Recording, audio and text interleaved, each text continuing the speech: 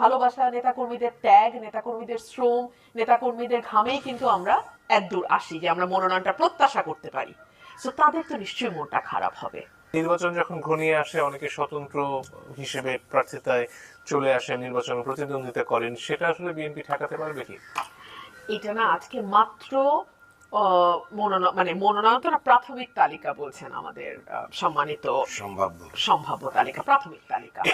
তো প্রাথমিক তালিকা আবার সেক্রেটারি জেনারেল এটাও বলছেন যেটা মানে অ্যাডও হতে পারে, আবার এখান থেকে চেঞ্জও হতে পারে, আবার নতুন কেউ যুক্তও হতে পারে। আর 63টা আসন তো এখনো ডিক্লেয়ারই হয় নাই। সো এত দ্রুত আসলে কে স্বতন্ত্র দাঁড়াবেন বা কাদের দাঁড়ানোর সম্ভাবনা আছে এটা বলাও কিন্তু খুব ডিফিকাল্ট।